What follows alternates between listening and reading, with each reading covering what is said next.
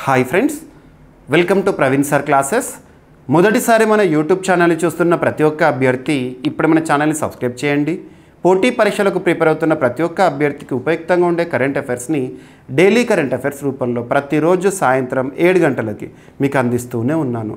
ఇక మీ నుండి నేను ఎక్స్పెక్ట్ చేసేది ఒకటే, మీ సపోర్ట్ అండ్ ఎంకరేజ్మెంట్ని ఈ వీడియోకి లైక్ రూపంలో తెలియజేయండి. పోటీ పరీక్షలకు ప్రిపేర్ అవుతున్న ప్రతి ఒక్క ఆస్పిరెంట్కి, మీ ఫ్రెండ్స్ అందరికీ ఈ వీడియో లింక్ని షేర్ చేయండి. ఇక ఈరోజు ఏప్రిల్ 10, 2025 వార్తల్లో చాలా అంశాలు ఉన్నాయి. ఒక్కొక్క టాపిక్ గురించి ఇన్ డీటెయిల్ డిస్కషన్ చేసే ముందు నిన్నటి డైలీ కరెంట్ అఫైర్స్ వీడియోలో నేను ఇచ్చిన ప్రశ్నకి వివరణతో కూడిన సమాధానాన్ని చూద్దాము. ప్రశ్న వచ్చేసి సమ్మిట్కి సంబంధించి, ఇటీవల ముగిసిన సమ్మిట్కి సంబంధించి. ఇలాంటి టాపిక్స్ని నేర్చుకుంటున్నప్పుడు లేదా చదువుతున్నప్పుడు, current affairs point of view చూస్తున్నప్పుడు ఏ పాయింట్స్ పైన ఫోకస్ చేయాలంటే, వార్తలు నిలిచిన సదస్సు లేదా సమ్మిట్ యొక్క పేరేంటి, ఎవరు నిర్వహించారు, ఎక్కడ, వెన్యూ ఇంపార్టెంట్, థీమ్ ఏంటి, అండ్ దానికి సంబంధించి అవుట్కమ్ ఏంటి, ఇలాంటి పాయింట్స్ చూస్తే సరిపోతుంది. ఇక్కడ అబ్జర్వ్ చేస్తే థీమ్ విషయానికి వస్తే ఏ లాంగ్వేజ్లో అయితే చూస్తారో అదే లాంగ్వేజ్లో నోట్స్ రాయండి, గుర్తుపెట్టుకోండి. ఎట్టి పరిస్థితుల్లోనూ ట్రాన్స్లేషన్ చేయకండి, ఎందుకంటే ట్రాన్స్లేషన్ ఎర్రర్స్ కారణంగా తెలుగు మీడియం అభ్యర్థులు మార్క్స్ కోల్పోయే ప్రమాదం ఉంది. ఎందుకు ఈ మాట చెప్తున్నానంటే, ఇటీవల చాలా కేసుల్లో పబ్లిక్ సర్వీస్ కమిషన్స్ వారు వాదిస్తోంది ఏంటి అంటే, మనం సవాలు చేస్తే వారు ఏం చెప్తున్నారంటే, ప్రశ్నపత్రాన్ని ఇంగ్లీష్ మీడియంలోనే ప్రిపేర్ చేశాము కాబట్టి ప్రామాణికంగా ఇంగ్లీష్ మీడియం పేపర్నే తీసుకుంటాము. ఈ అనువాద తప్పిదాలు ఏవైతే ఉంటే వాటి విషయంలో మనమే ముందు జాగ్రత్తగా ఉండాలి, గుర్తుపెట్టుకోండి. అలా చాలా కేసెస్ జరిగాయి. ఓకేనా? సో ఇక్కడ అబ్జర్వ్ చేస్తే ప్రశ్న, ఏప్రిల్ 2025లో 150వ ఇంటర్ పార్లమెంటరీ యూనియన్ సమావేశం అనేది ఎక్కడ జరిగింది? Direct question. మీకు ఏప్రిల్ 5 రోజునే ఈ టాపిక్ని ఎక్స్ప్లెయిన్ చేశాను. మన డైలీ కరెంట్ అఫైర్స్ వీడియోలో చూడొచ్చు. ఈ టాపిక్ని ఇన్ డీటెయిల్గా ఎక్స్ప్లెయిన్ చేశాను. మరి ఎందుకు అడిగాను నిన్నటి రోజున అంటే, నిన్నటి రోజున ఈ సదస్సు లేదా సమావేశం అనేది ముగిసింది. ఓకేనా? మరొకసారి మీకు రివిజన్ అవుతుందని చెప్పేసి ప్రశ్న రూపంలో ఇచ్చాను. సో ఈ సమావేశం ఎక్కడ జరిగింది, థీమ్ ఏంటి? సో వెన్యూ వచ్చేసేసి తష్కెంట్, ఉజ్బెకిస్తాన్. తష్కెంట్ వేదికగా జరిగింది. తష్కెంట్ అంటే హిస్టారికల్గా ఒక మహానుభావుడు మనకు గుర్తొస్తాడు, లాల్ బహదూర్ శాస్త్రి గారు మరణించింది అక్కడే. భారతదేశ చరిత్రలో విదేశాల్లో మరణించిన ఏకైక ప్రధానమంత్రిగా, అంటే మన భారతదేశం వెలుపల మరణించిన ఏకైక ప్రధానిగా లాల్ బహదూర్ శాస్త్రి గారిని మనం గుర్తుంచుకుంటాము. సో ఈ ప్లేస్ అదే. Okay, Tashkent, Uzbekistan. ఒకప్పుడు ఇది యుఎస్ఎస్ఆర్లో ప్రాంతము, ఇప్పుడు స్వతంత్ర దేశము. ఇక్కడ ముగిసింది inter parliamentary union 150th session అనేది రీసెంట్గా సమ్మిట్ అనేది జరిగింది. మరి పార్లమెంట్కి సంబంధించి సభాధిపతులు ఉంటారు కదా, వారు హాజరయ్యారు. మన భారతదేశం నుండి స్పీకర్ అంటే ఎవరు, లోక్సభకు సంబంధించి. ఇక్కడ రాజ్యసభకు ఎక్స్ అఫిషియో చైర్మన్ ఉంటారు. ఎవరు? Vice president is ex officio chairperson of Rajya Sabha. So ఇక్కడ నేను చైర్మన్ అని చెప్పట్లేదు, స్పీకర్. ఎక్కడైనా కూడా గుర్తుపెట్టుకోండి, ప్రపంచంలో ఏదో అంతర్జాతీయ స్థాయిలో పార్లమెంట్ రిలేటెడ్గా సమావేశాలు జరుగుతున్నాయంటే స్పీకర్ వెళ్తారు. ఓం బిర్లా గారు వెళ్ళడం జరిగింది. మన ప్రతినిధిని తనే లీడ్ చేశారు. ఓకేనా? సో 5వ తేదీ నుండి 9వ తేదీ ఏప్రిల్ వరకు జరిగింది. థీమ్ వచ్చేసి parliamentary action for social development and justice అనేది థీమ్. మీరు అర్థం చేసుకోండి కానీ ట్రాన్స్లేషన్ చేయకండి. ఓకేనా? సో ఇది థీమ్. ప్రశ్నకి డైరెక్ట్గా సమాధానము. ఇక మనందరికీ తెలుసు, inter parliamentary union head quarter ఎక్కడ, ఏ సంవత్సరంలో స్థాపితం, 1889లో. హెడ్ క్వార్టర్ వచ్చేసి జెనీవా, స్విట్జర్లాండ్. ఇవన్నీ కూడా మీకు బేసిక్ పాయింట్స్. నేను ఏప్రిల్ 5 రోజునే అవన్నీ కూడా కవర్ చేశాను. మీకు ఇచ్చే పీడిఎఫ్ ఏదైతే ఉంటుందో అదనపు సమాచారాన్ని చూడండి. మీకు ఏప్రిల్ 5 రోజున ఈ టాపిక్కి సంబంధించి సంపూర్ణ సమాచారాన్ని పీడిఎఫ్ అనేది యాప్లో అప్లోడ్ చేసేసాను. ఓకేనా? సో ఇది ఎస్ క్లియర్. అండ్ ఆస్పిరెంట్స్ చాలా వరకు ఆన్సర్ ఇస్తున్నారు. నేను ఎక్స్పెక్ట్ చేసేది ఏంటంటే, వేలల్లో అభ్యర్థులు వీడియోని చూస్తున్నారు. ప్రతి ఒక్కరిని కూడా అడిగేది ఏంటంటే, నేను అడిగే ప్రశ్నకి సమాధానం మీకు ఎంతవరకు తెలిస్తే అంతవరకు కామెంట్ బాక్స్లో కామెంట్ రూపంలో తెలియజేయండి. తప్పైనా పర్లేదు, మీకు ఎంతవరకు తెలిస్తే అంతవరకు. ఎందుకంటే మీకు ఒక ప్రాక్టీస్ అనేది అవుతుంది. రానున్న పోటీ పరీక్షలు ఇవి చాలా ఇంపార్టెంట్. నేను అడిగేవి రానున్న పోటీ పరీక్షల్లో ఈ టాపిక్కి సంబంధించి కానీ ఈ ప్రశ్నకి సంబంధించి కానీ మనం చూసామనుకోండి, సమాధానాన్ని సులభంగా గుర్తించగలుగుతారు. క్లారిటీతో కాన్ఫిడెంట్గా ఆన్సర్ని ఇవ్వగలుగుతారు. కాబట్టి ప్రాక్టీస్ అవ్వాలని చెప్పేసి మీకు ఇనిషియేటివ్ అనేది డైలీ కరెంట్ అఫైర్స్ వీడియోలో ఒక ప్రశ్న అడుగుతున్నాను. అది కూడా మోస్ట్ ఇంపార్టెంట్ క్వశ్చన్. ఓకేనా? ఈరోజు వీడియో చివరిలో ఈరోజు ప్రశ్న అడుగుతాను, ప్రతి ఒక్కరి నుండి కూడా సమాధానాన్ని ఎక్స్పెక్ట్ చేస్తున్నాను. ఓకేనా? సో ఫస్ట్ టాపిక్ వచ్చేసి రఫేల్ మెరైన్ జెట్ల కోసం భారత్ ఫ్రాన్స్ G2G ఒప్పందం. 63,000 కోట్ల రూపాయల విలువైన డీల్ ఒప్పందం. కామన్గా రక్షణ రంగానికి సంబంధించి మనం ఫోకస్ చేయాల్సింది ఏంటి? కరెంట్ అఫైర్స్ పాయింట్ ఆఫ్ వ్యూలో కాంపిటేటివ్ ఎగ్జామినేషన్స్కి ప్రిపేర్ అయ్యే అభ్యర్థులు ఏం చదవాలంటే వార్తలు నిలుస్తున్న విన్యాసాలు, మన రక్షణ రంగ అవసరాలు తీర్చుకోవడంలో భాగంగా ఏ దేశం నుండి ఏం దిగుమతి చేసుకుంటున్నాం, డిఫెన్స్ ఇంపోర్ట్స్ అంటాము. నెక్స్ట్ వచ్చేసి అంతర్జాతీయ స్థాయిలో విడుదలవుతున్న రక్షణ రంగానికి సంబంధించిన నివేదికలు, ఉదాహరణకు తీసుకుంటే సిప్రీ రిపోర్ట్స్ కానివ్వండి, గ్లోబల్ ఫైర్ ఇండెక్స్కి సంబంధించి కానీ చూడాలి. అట్ ద సేమ్ టైం ఇటీవల కాలంలో పూర్తి స్వదేశీ పరిజ్ఞానంతో తయారవుతున్న ఆయుధ సంపత్తికి సంబంధించి, రక్షణ రంగానికి సంబంధించి ఒప్పందాలు, అండ్ ఇటీవల కాలంలో డిఫెన్స్ అక్విజిషన్ కౌన్సిల్ వారు వేటికి ఆమోదముద్ర వేశారు. ఇలాంటి టాపిక్స్ మనం ఖచ్చితంగా చూడాలి. ఇక్కడ మన రక్షణ రంగ అవసరాలు తీర్చుకోవడంలో భాగంగా రఫేల్ మెరైన్ జెట్ల కోసం భారత్ ఇటీవల ఏ దేశ ప్రభుత్వంతో ఒప్పందాన్ని కుదుర్చుకుంది అంటారు. రఫేల్ అనగానే మీకు ఏం గుర్తుకు రావాలి?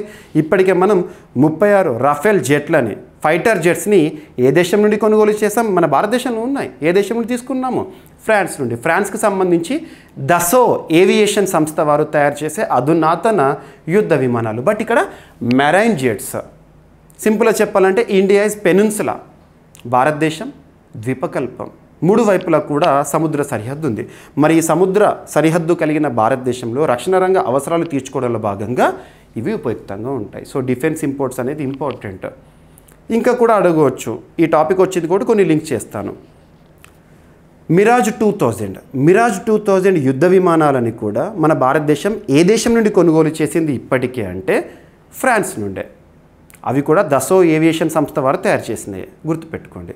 అలా అమెరికాని తీసుకున్నాం అనుకోండి, మన భారతదేశంలో నావీలో సేవలు అందిస్తున్నాయి. నావీ అంటే మనకు త్రివిధ దళాలు ఉన్నాయి కదా, ఆర్మీ, ఎయిర్ ఫోర్స్, నావికా దళము. మరి నావీ సేవల్లో భాగంగా పోసిడాన్ 8I నిఘా విమానాలు మనం ఏ దేశం నుండి కొనుగోలు చేసామంటారు? అమెరికా. Harpoon missiles America. ఇలా ఇక S-400 మిసైల్ సిస్టమ్ అన్నాం అనుకోండి, రష్యా నుండి మనం తీసుకోవడం జరిగింది. ఇలాంటివి చూడాలి. హెరాన్ డ్రోన్స్ అన్నాం అనుకోండి, లేదా స్కై స్ట్రైకర్, సూసైడ్ డ్రోన్స్ అన్నాం అనుకోండి, ఇజ్రాయెల్ నుండి. నెగేవ్ లైట్ మిషన్స్ అన్నాం అనుకోండి, సో ఇజ్రాయెల్ నుండి. ఇలాంటివి మనము చూడాల్సి ఉంటుంది. సిగ్సావర్ తుపాకులు అన్నాం అనుకోండి, అమెరికా నుండి. సో ఇలా ఏదైనా టాపిక్ వచ్చినప్పుడు ఎర్లియర్గా మనం చెప్పిన టాపిక్స్ అన్నీ కూడా ఒకసారి రివైండ్ చేసుకోండి, సులభంగా గుర్తుండిపోతుంది. ఇక్కడ ఈ డీల్ ఎంత అంటే 63,000 కోట్ల రూపాయల విలువైన డీల్.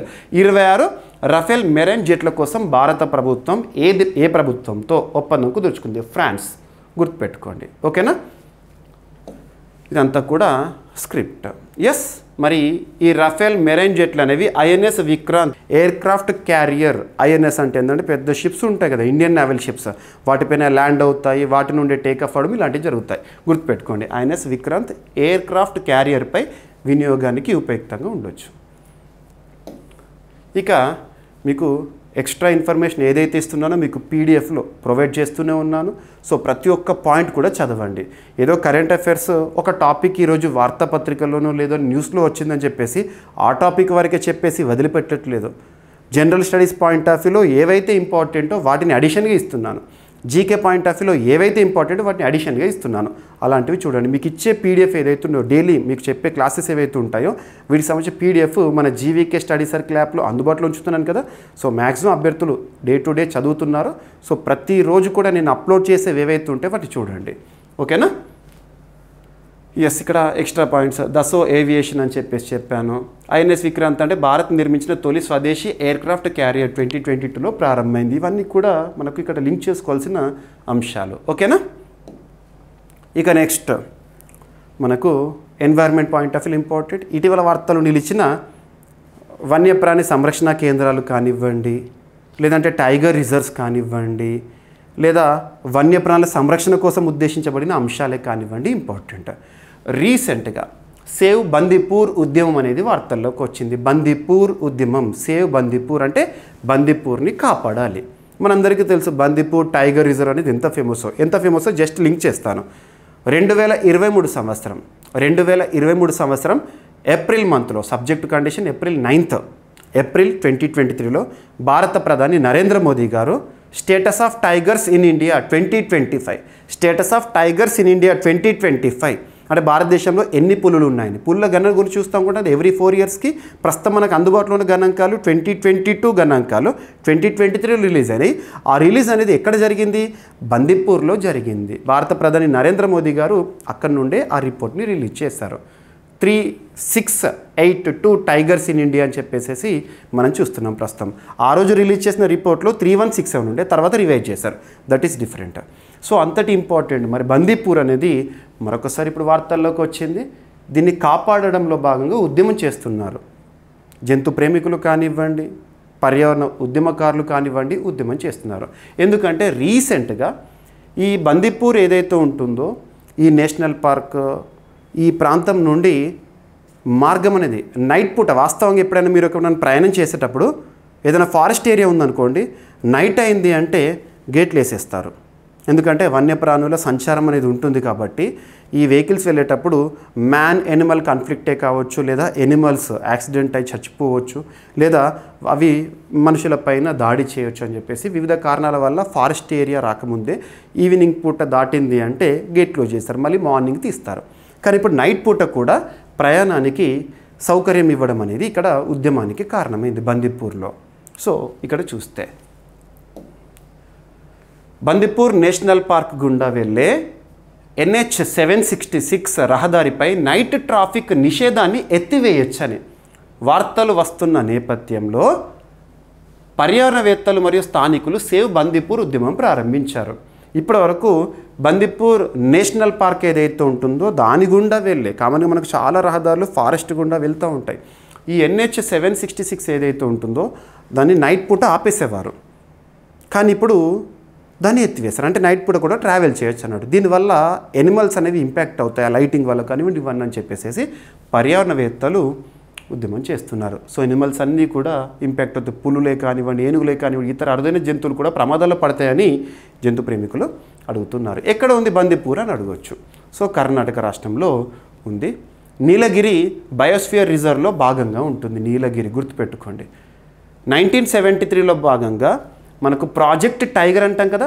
1973 2023 వరకు ప్రాజెక్ట్ టైగర్ 50 ఇయర్స్. అందుకే ఇంటర్నేషనల్ బిగ్ క్యాట్స్ అలయన్స్ని ప్రకటించారు అప్పుడు. ఓకేనా. 1973లో ప్రాజెక్ట్ టైగర్ కింద టైగర్ రిజర్వ్గా ప్రకటించబడింది బందీపూర్. ఓకేనా. ఇక 1986లో నీలగిరి బయోస్ఫియర్ రిజర్వ్లో దీన్ని చేర్చారంట. So project tiger and Nilgiri biosphere reserve భారతదేశంలో మొట్టమొదటి బయోస్ఫియర్ రిజర్వ్. దీనిలో బందీపూర్, ముదుమలై, వయనాడ్ అభయారణ్యాలు అనేవి ఉంటాయి అంట. ఇక NH 766 దేన్ని కలుపుతుందంటే కర్ణాటక, కేరళను కలుపుతున్న జాతీయ రహదారి బందీపూర్ ఫారెస్ట్ ఏరియా నుండి వెళ్తుంది. సో ఇదంతా ఎక్స్ట్రా ఇన్ఫర్మేషన్ మీకు జాగ్రఫీలో కవర్ అయిపోతుంది. సో కరెంట్ అఫైర్స్ వార్తల్లో ఏదైనా అంశం ఉంది అంటే దానికి సంబంధించి ఇన్ని పాయింట్స్ మీకు కవర్ అవుతున్నాయి. కాబట్టి నేను చెప్పేది ఏదైతే వినండి, తర్వాత PDFని మళ్ళీ ఒకసారి చూడండి. కరెంట్ అఫైర్స్ని సింగిల్ సబ్జెక్ట్లా కాకుండా జనరల్ స్టడీస్లో వచ్చే ఒక్కొక్క సబ్జెక్ట్లో వచ్చే అప్డేటెడ్ ఇన్ఫర్మేషన్గా కనుక మనం అర్థం చేసుకున్నాం అనుకోండి, ఏ పోటీ పరీక్ష అయినా కూడా మనదే ఖచ్చితంగా విజయం తథ్యం. ఇక నెక్స్ట్ వార్తలు నిలుస్తున్న జీవజాతులు ఏవైతే ఉంటాయో వృక్ష జాతులే కానివ్వండి, జీవజాతులే కానివ్వండి, ఖచ్చితంగా సైంటిఫిక్ నేమ్స్, బొటానికల్ నేమ్స్ ఇలాంటివి చూడాల్సి ఉంటుంది. రీసెంట్గా ఒక ల్యాండ్ స్నేల్ ఆనవాళ్ళను కనుగొన్నారు. కొత్త జీవి ఆనవాళ్ళు. స్నేల్ అంటాం కదా మనం తెలుగులో నత్త అంటాము. దాని ఆనవాళ్ళను ఇటీవల శాస్త్రవేత్తలు కనుగొనడం జరిగింది. సో దాని యొక్క పేరేంటి అంటారు థియోబాల్డియస్ కొంకనెన్సిస్. థియోబాల్డియస్ కొంకనెన్సిస్ అనేది ఇటీవల వార్తల్లోకి వచ్చింది. అదేంటి అంటారు. వార్తలు ఇచ్చిన ఒక స్నేల్, ల్యాండ్ స్నేలా, లేదా రెప్టైల్కి సంబంధించిందా, లేదా కాక్రోచా, లేదా ఫ్రాగా ఇలా అడుగుతారు. ఒక ల్యాండ్ స్నేల్. దీన్ని ఎక్కడ శాస్త్రవేత్తలు గుర్తించారంటారు. మహారాష్ట్రలోని కొంకన్ ప్రాంతంలో గుర్తించారు. మనం చూస్తూ ఉంటాం కదా కోరమాండలు, కొంకన్, మలబార్ అని చెప్పేసేసి. ఉదాహరణకు మలబార్ కోస్ట్ అన్నాం అనుకోండి కేరళకి సంబంధించి, కోరమాండల్ అన్నాం అనుకోండి తమిళనాడుకి సంబంధించి, కొంకన్ అన్నాం అనుకోండి మహారాష్ట్ర ఏరియా ఉంటుంది కదా అలా. మన ఏపీ అన్న అనుకోండి సర్కార్ తీరం అని అలా చూస్తాం కదా. మనకు కోస్టల్ ఏరియా ఏదైతే ఉంటుందో పేర్లు అనేవి ఇంపార్టెంట్. ఇక్కడ ఇది వార్తలకు వచ్చింది కాబట్టి గుర్తుపెట్టుకోండి. వెస్టర్న్ ఘాట్స్లో భాగంగా. ఓకేనా. So very very important. దాని శాస్త్రీయ నామం ఏదో చూడండి సరిపోతుంది. ఒక ల్యాండ్ స్నేల్. ఓకేనా. ఇక Western Ghats UNESCO world heritage site Western Ghats అనేవి గుర్తుపెట్టుకోండి. ప్రపంచంలోని టాప్ 8 బయోడైవర్సిటీ హాట్స్పాట్స్లో వెస్టర్న్ ఘాట్స్ అనేది ఉంది. కొత్త జీవజాతులు కనబడుతున్నాయంటే ఖచ్చితంగా అది వెస్టర్న్ ఘాట్స్లోనే మ్యాక్సిమం ఉంటుంది.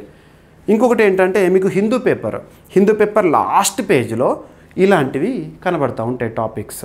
మీకు ఒక్క న్యూస్ పేపర్ నుండి కాదు, ఒక్క న్యూస్ పేపర్లో 1-2 టాపిక్సే కవర్ అవుతాయి. మీకోసం దాదాపు ప్రామాణికమైన వెబ్సైట్ పిఐబి లాంటి వెబ్సైట్స్ కానివ్వండి, నేషనల్లో ఇంపార్టెన్స్గా ఉండే న్యూస్ పేపర్స్ హిందూ పేపర్ కానీ, ఇండియన్ ఎక్స్ప్రెస్ కానీ, టైమ్స్ ఆఫ్ ఇండియా కానీ, ఇలాంటి news papers and regional papers అన్నీ ఇలా చదివేసేసి మీకు మ్యాక్సిమం ఇన్ఫర్మేషన్ ఇస్తున్నాను నేను. ఓకేనా. ఇక కొంకణ్ ప్రాంతం మహారాష్ట్ర, గోవా, కర్ణాటక తీర ప్రాంతాల్లో విస్తరించిన ప్రాంతం. కొంకణ్ తీరం ఏ రాష్ట్రాలు అంటారు. ఓకేనా. ఎండమిక్ జాతులు ఒకే భౌగోళిక ప్రాంతంలో ఉండే వాటిని ఎండమిక్ అంటాము. ఓకేనా, గుర్తుపెట్టుకోండి. ఇక next RBI, Reserve Bank of India. భారతదేశంలో బ్యాంకులకే bank, apex bank, supreme bank. మరి ఆర్బీఐకి సంబంధించి ఇటీవల కాలంలో మనం చాలా అంశాలు చూస్తున్నాం. 90 years ఆఫ్ మానిటరీ పాలసీ అని చెప్పేసి లాస్ట్ 4-5 days బ్యాక్ చూసాం. నిన్నటి రోజున మీకు ఏ రోజు టాపిక్ అదే రోజు చెప్తున్నాను. నిన్నటి రోజున ఆర్బీఐ మానిటరీ పాలసీ కమిటీ కీలక వడ్డీ రేట్లను ప్రకటించింది. రెపో రేట్ని 6.25% నుండి 6%కి తగ్గించింది. నిన్న మార్నింగ్ 10:30కి మనకు వాల్యూస్ స్టాట్స్ ఏవైతే ఉంటే రిలీజ్ అయినాయి. నిన్నటి డైలీ కరెంట్ అఫేర్స్ వీడియోలో అవన్నీ చెప్పాను. ఎస్ఎల్ఆర్ అంటే ఏంటి, సిఆర్ఆర్ అంటే ఏంటి, ఆర్ఆర్ అంటే ఏంటి, సో ఆర్ఆర్ఆర్ అంటే ఏంటి అని చెప్పేసి కాన్సెప్ట్స్ కూడా ఇంపార్టెంట్. ఇక్కడ ఆర్బీఐ ఒక వాట్సాప్ ఛానల్ని ప్రారంభించింది. సర్వసాధారణంగా మీరు అబ్జర్వ్ చేయండి, గవర్నమెంట్ సంబంధించి కానివ్వండి, రెగ్యులేటరీ బాడీస్ కానివ్వండి, మినిస్ట్రీస్ కానివ్వండి, ఫేమస్ పర్సన్స్ అఫీషియల్స్ ఎవరైతే ఉంటారో వాట్సాప్ ఛానల్స్కి మాత్రమే ఇంపార్టెన్స్ ఇస్తారు. గవర్నమెంట్ ఏదైనా ఒప్పందం కుదుర్చుకున్నా కూడా వాట్సాప్ గవర్నెన్స్ అని చూస్తాము, మన మిత్ర అని చెప్పేసి ఏపీలో అలాగా. అంతే తప్పితే టెలిగ్రాము వీటికి ఇంపార్టెన్స్ ఇవ్వరు. ఎవరు పడితే వాళ్ళు ఎలా అయినా సరే ఫేక్ ఇన్ఫర్మేషన్ సర్క్యులేషన్ అనేది టెలిగ్రామ్స్లో ఎక్కువగా ఉంటుంది. ఎవరిని పడితే వారిని గ్రూప్స్కి యాడ్ చేయొచ్చు. బట్ వాట్సాప్ అలా ఉండదు, అథెంటికేషన్ అనేది ఉంటుంది. సో అందుకే వాట్సాప్కి ఇంపార్టెన్స్ ఇస్తారు.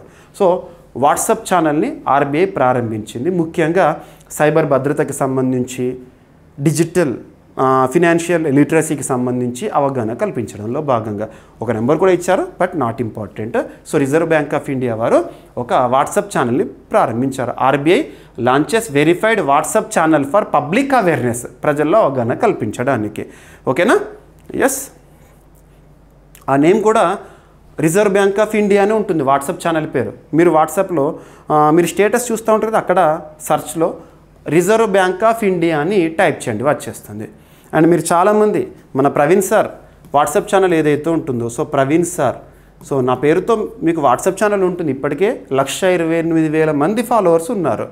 మీకు మినిట్ టు మినిట్ అప్డేట్స్ అనేవి ఇస్తూనే ఉన్నాను. సో ప్రతి ఒక్కరు కూడా మన వాట్సాప్ ఛానల్ని ఫాలో అవ్వండి. మీరు సర్చ్లో ప్రవీణ్ సార్ అని టైప్ చేస్తే మన వాట్సాప్ ఛానల్ ఉంటుంది.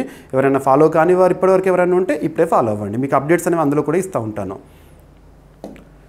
ఎస్, భారత రిజర్వ్ బ్యాంక్ తన అధికారిక ధృవీకరించిన వాట్సాప్ ఛానల్ను ప్రారంభించింది. ఇది ఆర్బీఐ కహతా హే ప్రచారంలో భాగంగా ఆర్థిక అవగాహన, డిజిటల్ భద్రత, మోసాల నివారణ కోసం తీసుకొచ్చిన కొత్త ప్రారంభం అంట.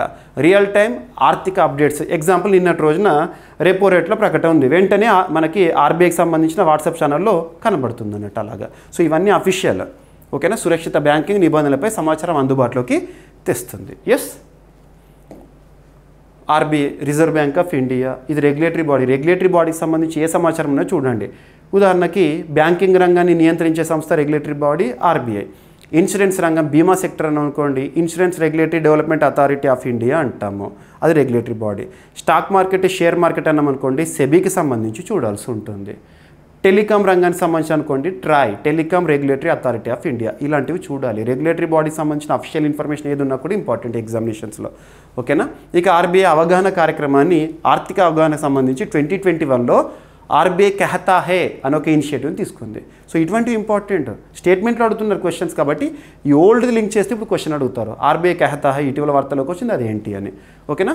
ప్రస్తుత గవర్నర్ ఆర్బీఐకి సంబంధించి సంజయ్ మల్హోత్రా గారు 2024 డిసెంబర్లో వచ్చారు శక్తికాంత దాస్ గారి స్థానంలో. ఓకేనా. ఇక నెక్స్ట్ ఆర్టెమిస్ అకార్డ్స్లో చేరిన 54వ దేశంగా Bangladesh. Very very very important. Artemis Accords ఇక్కడ అబ్జర్వ్ చేస్తే ఆర్టెమిస్ అక్కడ్స్ అనేది 2020లో ఏర్పాటైన దేనికి సంబంధించి సివిల్ ఎక్స్ప్లోరేషన్కి సంబంధించి ఒక కోఆపరేషన్ కోసం ఉద్దేశించబడిన ఒప్పందం ఆర్టెమిస్ అక్కడ్స్. ఆర్టెమిస్ అక్కడ్స్లో 2023 సంవత్సరంలో భారత్ 27వ దేశంగా సిగ్నేటరీగా వచ్చింది. 27వ దేశం భారతదేశం ఆర్టెమిస్ అక్కడ్స్లో ఒక సభ్య దేశము. మరి ఇప్పుడు ఆర్టెమిస్ అక్కడ్స్లో 54వ దేశంగా 54th సిగ్నేటరీ ఎవరంటారు? బంగ్లాదేశ్. Direct bit. అసలు ఈ ఆర్టెమిస్ అక్కడ్స్ ఎప్పుడు ఏర్పాటైంది ఏంటి అని అడగరు. ఇటీవల ఆర్టెమిస్ అక్కడ్స్లో 54వ సిగ్నేటరీగా సభ్య దేశంగా ఎవరు వచ్చారు? బంగ్లాదేశ్. గుర్తుపెట్టుకోండి. ఓకేనా? సో 2020 అంటే కరోనా పరిస్థితుల సమయంలో US state department and NASA వారితో పాటు 7 దేశాలు ఫౌండింగ్ మెంబర్స్ ఎవరైతే ఉంటారో వారు ఈ ఆర్టెమిస్ అక్కడ్స్ని ప్రారంభించారు. ఆ 7 దేశాలు ఏంటంటే Australia, Canada, Italy, Japan, Luxembourg, UAE, UK. ఈ 7 దేశాలతో పాటు US state department and NASA వారు ఈ ఆర్టెమిస్ అక్కడ్స్ని 1967లో వచ్చిన ఔటర్ స్పేస్ ట్రీటీ అని ఒక ఒప్పందం ఉంటుంది, అందులో భాగంగా దీన్ని ప్రారంభించారు. ఇండియా ఇందులో ఎప్పుడు సిగ్నేటరీ అంటే 2023లో. ఓకేనా? సో ఇప్పుడు బంగ్లాదేశ్. ఎస్. అండ్ ఇక్కడ అబ్జర్వ్ చేస్తే సో ఆర్టెమిస్ అక్కడ్స్ అనేది 1967 ఔటర్ స్పేస్ ట్రీటీ ఆధారంగా రూపొందించబడిన 2020 సంవత్సరంలో రూపొందించబడిన అంతర్జాతీయ మార్గదర్శకాలు. It is a cooperation among the countries for civil exploration. సింపుల్గా. ఓకేనా? ఇక్కడ అబ్జర్వ్ చేస్తే ఇది చాలా ఇంపార్టెంట్ స్లైడ్. ఒకే స్లైడ్లో ఇంత ఇన్ఫర్మేషన్. సింపుల్గా చెప్పాలంటే పోటీ పరీక్షల్లో ఎలా అడుగుతున్నారంటే ఏదైనా అంతర్జాతీయ కూటమి లేదా ఏదైనా ఒక ఫ్రేమ్వర్క్ గురించి ఇచ్చేసి అందులో నూతన సభ్య దేశం లేదా నూతనంగా ఇటీవల సిగ్నేటరీగా ఇన్నవ దేశంగా ఎవరు వచ్చారు అలాంటివి అడుగుతారు. సో వీటిపైన ఎక్కువగా ఫోకస్ చేయాలి. ఓకేనా? సింపుల్గా చూడండి, ఇందులో ఎన్ని కవర్ అవుతున్నాయో చూడండి. ఇటీవల నాటో నార్త్ అట్లాంటిక్ ట్రీటీ ఆర్గనైజేషన్లో ప్రస్తుతం ఎన్ని సభ్య దేశాలు ఉన్నాయి? 32 సభ్య దేశాలు ఉన్నాయి. 31వ సభ్య దేశం ఏంటి? 32వ సభ్య దేశం ఏది అని అడుగుతారు. సో 31వ సభ్య దేశంగా నాటోలో ఫిన్లాండ్ 2023 సంవత్సరం ఏప్రిల్ 4న చేరింది. 32వ సభ్య దేశంగా స్వీడన్. మనకి ఎగ్జామినేషన్ హాల్లో కూర్చున్నాక ఫిన్లాండ్ ముందా స్వీడన్ ముందా, 31st ఫిన్లాండా స్వీడన్ అనిపిస్తుంది. కాబట్టి అటువంటి కన్ఫ్యూజన్స్ ఏమైనా ఉంటే ఇప్పుడే క్లియర్ చేసుకోవాలి. ఓకేనా? ఫిన్లాండ్ 31st, స్వీడన్ 32nd నాటోలో. సో నాటోలో 32 మెంబర్స్ ఉన్నాయి అన్నట్టు. ఆ నాటోనే కదా కారణం ప్రస్తుతం రష్యా యుక్రెయిన్ సంక్షోభ పరిస్థితులకి. ఇక బ్రిక్స్ కూటమి 5 దేశాల కూటమి కాస్త ఇప్పుడు ఎక్స్పాండ్ అయింది. ఇంకా సౌదీ అరేబియా ఏదైతే ఉంటుందో సౌదీ అరేబియా అనేది అఫీషియల్గా జాయిన్ అవ్వలేదు.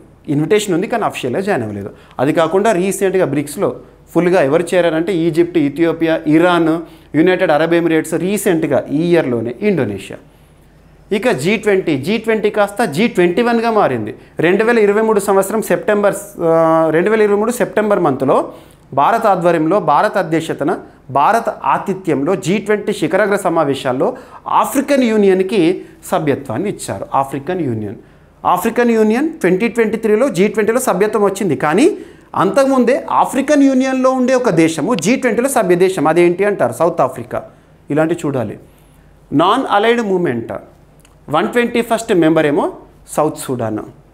IMF ఇంటర్నేషనల్ మానిటరీ ఫండ్లో 191st మెంబర్ కంట్రీగా 2024 అక్టోబర్ 21 రోజున లిచ్టెన్స్టైన్ ఇటీవల వార్తల్లోకి వచ్చింది. మీకు డైలీ కరెంట్ అఫైర్స్ వీడియోలో ఒక ప్రశ్న అడుగుతాను కదా, రీసెంట్గా ఇది అడిగాను. లిచ్టెన్స్టైన్ ఇటీవల వార్తల్లోకి వచ్చింది. IMFలో 191st మెంబర్ కంట్రీగా గుర్తుపెట్టుకోండి. ఓకేనా? అంటే IMFలో 191 సభ్య దేశాలు అన్నట్టు. And ADB Asian development bank last 2024 27th September రోజున ఇజ్రాయెల్ 69th మెంబర్ కంట్రీగా వచ్చింది. అంటే ఇప్పటివరకు ADBలో 69 అంటే ఇవన్నీ చివరివి. ఇంటర్నేషనల్ సోలార్ అలయన్స్లో మాల్డోవా 105th మెంబర్గా 2024లో వచ్చింది. వరల్డ్ ట్రేడ్ ఆర్గనైజేషన్లో కమరోస్ ఏమో 165th మెంబర్గా, టైమోర్ లెస్తేనేమో 166th మెంబర్గా. ఇక ఆర్టెమిస్ అక్కడ్స్లో జనవరి 2025లో 53rd సిగ్నేటరీగా ఫిన్లాండ్ వచ్చింది. ఇప్పుడు 54th ఇక్కడ రాసుకోవచ్చు మీరు. ఇక 54thగా బంగ్లాదేశ్. ఎనఫ్. సో ఒక్క స్లైడ్లో ఇలా ఇన్ఫర్మేషన్ మీరు సింపుల్గా చూసారనుకోండి, ఎగ్జామినేషన్కి వెళ్ళే ముందు మీకు డైరెక్ట్ ఇందులో నుండి 2 క్వశ్చన్స్ ఎక్స్పెక్ట్ చేయొచ్చు. మీకు ఎలాగూ నేను ఇచ్చే PDF ఏదైతే ఉంటుందో ఆ PDFలో ఇది ఉంటుంది కాబట్టి మళ్ళీ రివిజన్ చేసుకోండి. సో క్లాస్ చూస్తూ నోట్స్ ప్రిపేర్ చేయడం అనేది 2 to 3 అవర్స్ పడుతుంది. కాబట్టి అభ్యర్థుల కోసం నేను డైలీ చెప్పే కరెంట్ అఫైర్స్ వీడియోలకు సంబంధించి ప్రతి ఒక్క వర్డ్ని కూడా మీకు సింపుల్గా చెప్పాలంటే PDF ఫార్మాట్లో మన జీవీకే స్టడీ సర్కిల్ యాప్లో అందుబాటులో ఉంచాను. సో ప్రతి ఒక్కరు కూడా యాప్ ఇన్స్టాల్ చేసుకోండి, ఆ కోర్స్ చూడవచ్చు. మీకు శాంపుల్ కూడా ఉంటాయి, ఒక 4-5 డేస్కి సంబంధించిన శాంపుల్ PDFs కూడా చూడవచ్చు. ఓకేనా, ఇదంతా నేను ఎక్స్ప్లెయిన్ చేసింది. ఎస్, ఇక బంగ్లాదేశ్ రాజధాని ఢాకా, కరెన్సీ బంగ్లాదేశ్ ఢాకా. ఓకేనా, నెక్స్ట్ UNESCAP నివేదిక 2025. అంతర్జాతీయ స్థాయిలో ఏమైనా రిపోర్ట్స్ గురించి మనం చూస్తున్నామంటే ఖచ్చితంగా దానికి సంబంధించి గణాంకాలు ఏమైనా ఉంటే చూడాలి, ర్యాంకింగ్స్ ఏమైనా ఉంటే చూడాలి, ఎవరు రిలీజ్ చేశారో చూడాలి. రీసెంట్గా ఆసియా పసిఫిక్ ఆర్థిక మరియు సామాజిక సర్వే ఒకటి రిలీజ్ అయింది. సో దేనికి సంబంధించి, ఐక్యరాజ్య సమితికి సంబంధించి ESCAP ఫుల్ ఫామ్ ఏంటో చూద్దాము. The launch of the economic and social survey 2025 of Asia and the Pacific సంబంధించి, ఏషియా పసిఫిక్కి సంబంధించి ఇలా కవర్ పేజ్ ఉంటుంది. ఏదైనా రిపోర్ట్ రిలీజ్ అయింది అంతర్జాతీయ స్థాయిలో, అందులోనూ ఐక్యరాజ్య సమితికి సంబంధించి ఏమైనా రిపోర్ట్ రిలీజ్ అయింది అంటే ఖచ్చితంగా కవర్ పేజ్ చూడాలి. ఇది కవర్ పేజ్. ఓకేనా, so economic and social survey of Asia and the Pacific 2025, understanding the macro economic implications of climate change, వాతావరణ మార్పు ప్రభావం గురించి తెలుసుకోవడం సింపుల్గా. సో ఇక్కడ చూడే, సో యునైటెడ్ నేషన్స్ ESCAP అంటే ఏంటంటే economic and social commission for Asia and the Pacific, Asia and the Pacific వారు విడుదల చేశారు 2025 రిపోర్ట్ని రీసెంట్గా. ఆసియా పసిఫిక్ దేశాలు పర్యావరణ ముప్పులు మరియు గ్రీన్ ట్రాన్సిషన్లో అసమర్థత కారణంగా ఆర్థిక ప్రమాదాలకు గురవుతున్నాయని వాళ్ళు హెచ్చరించారు. అందులో ముఖ్య అంశాలు ఆ రిపోర్ట్లో పోటీ పరీక్షల కోణంలో చూస్తే సరిపోతుంది. ఆ రిపోర్ట్ మొత్తం చదవమని చెప్పాను, ఎగ్జామినేషన్ పాయింట్ ఆఫ్లో ఈ పాయింట్ చూస్తే సరిపోతుంది. పర్యావరణ విపత్తుల వల్ల ఆసియా పసిఫిక్ దేశాల్లో 3వ వంతు దేశాల్లో ఏటా 6% పైగా ఆర్థిక నష్టం సంభవించే అవకాశం ఉందని అంచనా.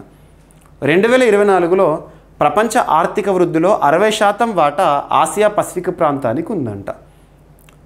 30 దేశాల్లో పర్యావరణ మార్పుల కారణంగా ఏటా సగటు GDP నష్టం 4.8%గా ఉందని ఈ సంస్థ ఇచ్చిన నివేదికలో చెప్తుంది. అత్యంత పర్యావరణ ప్రమాదానికి లోనయ్యే దేశాలు ఏంటంటే Afghanistan, Cambodia, Iran, Kazakhstan, Laos, Mongolia, Myanmar, Nepal, Tajikistan, Uzbekistan, Vietnam. ఈ 11 దేశాలు సివియర్గా ఇంపాక్ట్ అవుతుంది అట పర్యావరణ మార్పుల కారణంగా ఎకనామిక్ యాక్టివిటీస్లో.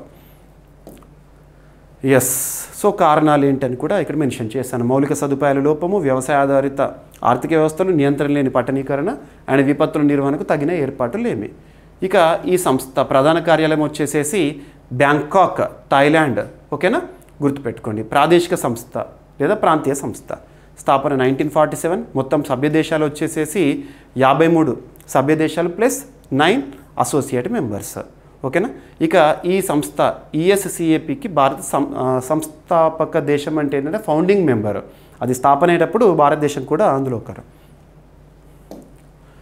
ఇక next, every year May 9th victory day parade అనేది చూస్తాం. విక్టరీ డే పరేడ్, మరి May 9th victory day parade ఏ దేశానికి సంబంధించి? రష్యాకి సంబంధించి. మనందరికీ తెలుసు భారతదేశానికి పెద్దన్న పాత్రలో రష్యా ఉంటుంది. మరియు భారత రష్యా సంబంధాలు కూడా అద్భుతం. ఇక్కడ అబ్జర్వ్ చేస్తే రీసెంట్గా భారత ప్రధాని నరేంద్ర మోదీ గారు మార్చ్ 12, 2025 రోజున ఏ దేశ లేదా ఏ నేషనల్ డే సందర్భంగా ఆ దేశానికి ముఖ్య అతిథిగా వెళ్ళారు అంటారు. మారిషస్, ప్రత్యేకంగా మీకు చెప్పాను, మ్యాప్ చూపిస్తూ ఎక్స్ప్లెయిన్ చేశాను, ఒప్పందాలు ఏంటో కూడా చెప్పాను. ఆ దేశం భారత ప్రధాని నరేంద్ర మోదీ గారికి ఇచ్చిన అత్యున్నత పురస్కారం ఏంటో కూడా చెప్పాను. సో చూడాలి. ఓకేనా, సో ఇక్కడ అబ్జర్వ్ చేస్తే ఇక నెక్స్ట్ మంత్ May 9th రోజున రష్యా విక్టరీ డే పరేడ్కి భారత ప్రధాని నరేంద్ర మోదీ గారిని ఆహ్వానించారు మరొకసారి. ఓకేనా, రష్యా ప్రభుత్వం 2025 May 9న నిర్వహించబోయే విక్టరీ డే పరేడ్ వేడుకలకు ప్రధాని నరేంద్ర మోదీ గారికి అధికారికంగా ఆహ్వానం అందిందంట. అసలు విక్టరీ డే పరేడ్ ఏంటి అంటే, 2వ ప్రపంచ యుద్ధంలో నాజీ జర్మనీపై విజయం సాధించిన నేపథ్యంలో ప్రతి ఏడాది May 9న రష్యా విక్టరీ డే పరేడ్ని నిర్వహిస్తుంది. ఈ సంవత్సరం విజయం సాధించి 80 ఏళ్ళు పూర్తయిన ప్రత్యేక సందర్భంగా హాజరవ్వడం జరుగుతుంది. ఓకేనా, ఏ దేశానికి సంబంధించి అడుగుతారు. May 9th ఇక రష్యా రాజధాని మాస్కో, అధ్యక్షుడు అండ్ రష్యా ప్రభుత్వం యొక్క క్రెమ్లిన్ సరిపోతుంది.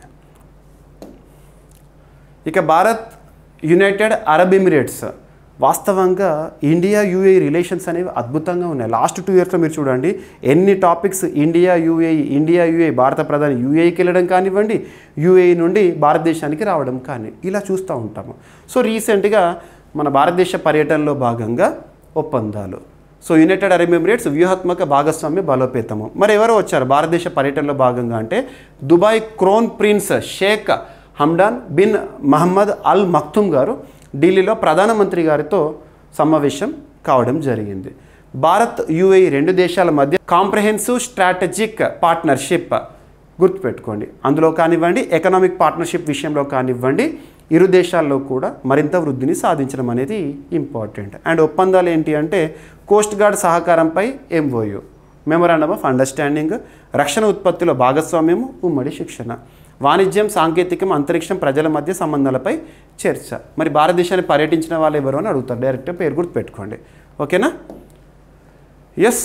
సో యూఏఈ అంటే United Arab Emirates, group of 7 Emirates. 7 Emirates కలిస్తేనే ఒక యూఏఈ దేశము. మరి యూఏఈకి సంబంధించిన రాజధాని ఏంటి? అబుదాబి. కరెన్సీ వచ్చేసి దిర్హామ్ గుర్తుపెట్టుకోండి.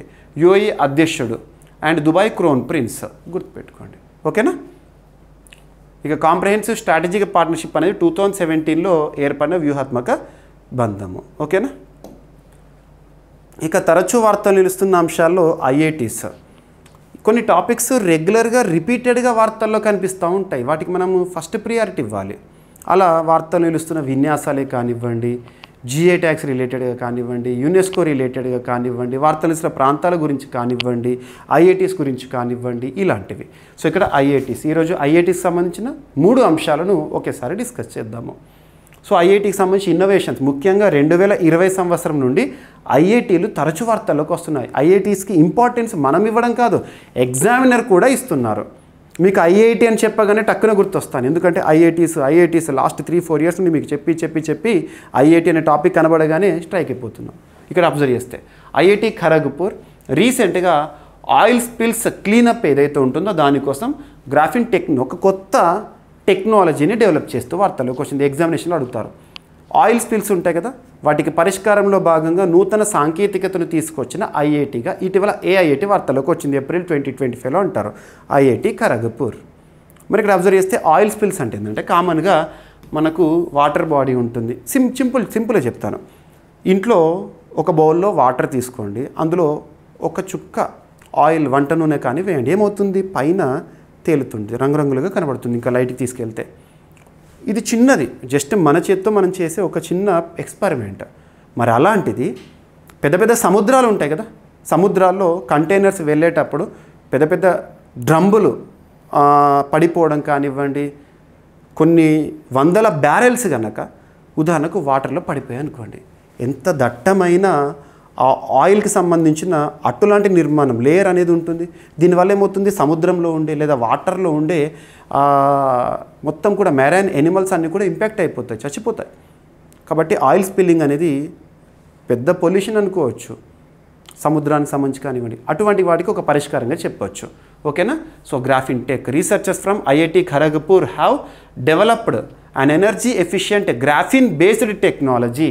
గ్రాఫిన్ అంటే కార్బన్కి సంబంధించి, for effective oil water separation, ఆయిల్ని వాటర్ని సపరేట్ చేసే విధంగా, promising to revolutionise oil spill management. Oil spill మేనేజ్మెంట్లో ఉపయుక్తంగా ఉంటుందంట. సో రానున్న రోజుల్లో దీని పెద్ద ఎత్తున లార్జ్ స్కేల్లో కూడా పెద్ద పెద్ద ప్రమాదాలకు కూడా పరిష్కారంగా చూడవచ్చు ఆయిల్ స్పిల్కి సంబంధించి. ఆయిల్ స్పిల్ అంటే మీకు అర్థమై ఉంటుంది. ఎస్, ఇదంతా కూడా మీకు స్క్రిప్ట్. ఓకేనా? ఇది ఆయిల్ స్పిల్లను శుభ్రం చేయడంలో శాశ్వత శుద్ధమైన మార్గాన్ని అందిస్తుంది. నేను ఎక్స్ప్లెయిన్ చేసిందంతా కూడా మీ స్క్రిప్ట్ ఎలాగ వస్తుంది కాబట్టి తర్వాత చూడండి. IIT ఖరగ్పూర్ భారతదేశపు మొట్టమొదటి IITలలో ఒకటి. స్థాపన 1951, స్థలం వెస్ట్ బెంగాల్లో ఉంది. ఇక గ్రాఫిన్ అంటే ఏంటి? కార్బన్తో తయారయ్యే అత్యంత పలుచని దృఢమైన పదార్థం. ఓకేనా? ఆయిల్ స్పిల్ అంటే ఏంటి? అది కూడా ఇచ్చాను. సముద్రాల్లో నీటిపై చెందిన ముడి చమురు, ఇది జీవవర్ణానికి అత్యంత ప్రమాదకరం. సో మీకు ఏదైతే ఉంటుందో డైరెక్ట్గా అర్థమయ్యే విధంగా తీర్చిదిద్దుతున్నాను PDF సార్. ఇక నెక్స్ట్ యుబిక్ మ్యాప్ అనే ఒక పరికరాన్ని తయారు చేస్తూ ఏ శాస్త్రవేత్తల వార్తల్లోకి వచ్చారంటే IIT Madras, Indian institute of technologies. ఓకేనా? సో వారు ప్రత్యేకంగా అభివృద్ధి చేసిన ఇండోర్ మ్యాపింగ్ సాంకేతికత. ఇండోర్ అంటే ఎటువంటి లైట్ కూడా పడని చోట, ఎటువంటి వెలుతురు అసలు లేని జీరో లైట్లో కూడా మ్యాపింగ్ చేసే ఒక సాంకేతికత దీనివల్ల పాసిబుల్. ఇదే పరికరం, ఓకేనా. ఈ పరికరం ఏదైతే ఉంటుందో దీన్ని యుబిక్ మ్యాప్ ఎక్విప్మెంట్ అంటాం. దీన్ని ఏ శాస్త్రవేత్తలు అభివృద్ధి చేశారంటే ఐఐటి మద్రాస్ శాస్త్రవేత్తలు. ఐఐటి మద్రాస్ అంటే తమిళనాడు రాష్ట్రంలోని ఐఐటి. సో ఐఐటి మద్రాస్ శాస్త్రవేత్తలు యుబిక్ మ్యాప్ అనే నూతన రియల్ టైమ్ ఇండోర్ మ్యాపింగ్ టెక్నాలజీని అభివృద్ధి చేశారు. ఇది ఎటువంటి కాంతి లేదా వాతావరణ పరిస్థితుల్లోనైనా ఖచ్చితమైన మ్యాప్లను రూపొందించగలుగుతుందంట. ముఖ్యాంశాలు ఏంటంటే ప్రమాదాల సమయంలో సహాయక సిబ్బందికి ఇది ఎంతో ఉపయోగపడుతుంది. ఫస్ట్ రెస్పాండర్స్గా జీపీఎస్ లేకుండానే నిర్మాల్లోని పరిసరాలను మ్యాప్ చేయగలుగుతుందంట, ఓకేనా. సో చూడండి, ఇక ఐఐటి మద్రాస్ అనేది 1959లో ఏర్పాటైంది.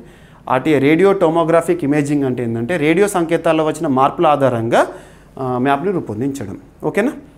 అండ్ ఇంకొకటి ఏంటంటే ఇటీవల వార్తల్లోకి వస్తున్న ఐఐటీస్కి ఇంపార్టెన్స్ ఇవ్వండి. ఐఐటి గౌహతి జ్ఞానధార అనే ఒక ప్రాజెక్ట్తో వార్తల్లోకి వచ్చింది, విఆర్ లెర్నింగ్ మెథడ్తో. అండ్ ఇటీవల ఐఐటి గౌహతి వారు అస్సాంలో సాంస్కృతిక చట్నీస్ ఏవైతే ఉంటాయో ఆ చట్నీస్లో యూజ్ఫుల్ బ్యాక్టీరియాని కనుగొంటూ వార్తల్లోకి వచ్చారు. ఇలాంటివి మనకి ఎగ్జామినేషన్లో అడిగే అవకాశాలు ఉంటాయి. నెక్స్ట్ ఈరోజు ఒక ఒప్పందం అనేది వార్తల్లోకి వచ్చింది, ఐఐటి రిలేటెడ్ ఒప్పందం. ఐఐటి మద్రాస్ జీరో ల్యాబ్స్ మధ్య భాగస్వామ్య ఒప్పందం. జీరో ల్యాబ్స్ ఐఐటి మద్రాస్కి సంబంధించి Pravartak technologies, IIT incubated startup అంటాం మనం చాలాసార్లు. ఐఐటి ఇంక్యుబేటెడ్ స్టార్టప్స్ అంటాం. ఐఐటి మద్రాస్ అని గుర్తుంచుకోండి. ఐఐటి మద్రాస్కి అండ్ ఒక ల్యాబ్కి ఒప్పందం అనేది రీసెంట్గా కుదిరింది. సో ఈ ఒప్పందం యొక్క ఉద్దేశం, సో నిన్న 9th ఏప్రిల్ రోజున ఈ ఒప్పందం అనేది కుదిరింది. సో ఇక్కడ ఒప్పందం యొక్క ఉద్దేశం ఐఐటి మద్రాస్, ప్రవర్తక్ టెక్నాలజీస్ మరియు కాలిఫోర్నియా అంటే అమెరికాకు సంబంధించిన జీరో ల్యాబ్స్ ఏదైతే ఉంటుందో వారు కలిసి సెంటర్ ఆఫ్ ఏఐ రీసెర్చ్, ప్రస్తుతం ప్రపంచాన్ని నడిపిస్తోంది కృత్రిమ మీద, artificial intelligence. The dependency on artificial intelligence also increasing nowadays.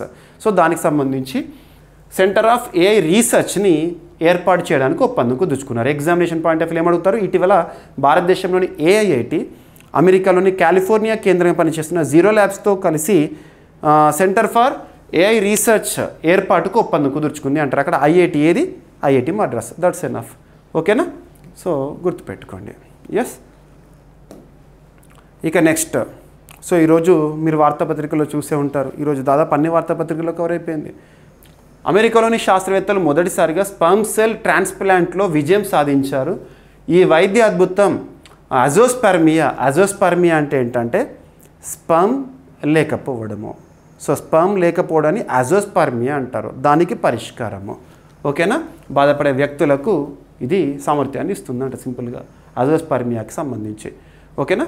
So ఎక్కడ అంటే university of Pittsburgh medical centre వారు ఈ పరిష్కారాన్ని తీసుకొచ్చారు. అజోస్పర్మియా అనేది చాలామందికి సమస్య ఉంటుంది, హార్మోన్ లోపాలు కానివ్వండి, జన్యుపరమైన సమస్యలు కానివ్వండి, అందుకు. సో ఇప్పుడు దానికి ప్రత్యేకంగా ఇది ఒక పరిష్కారం స్టెమ్ సెల్ థెరపీలో భాగంగా, ఓకేనా. ఎస్, ఇక 2024-25లో భారత ఎగుమతులు $820 బిలియన్, దట్టు అప్ టు ఫిబ్రవరి వరకే.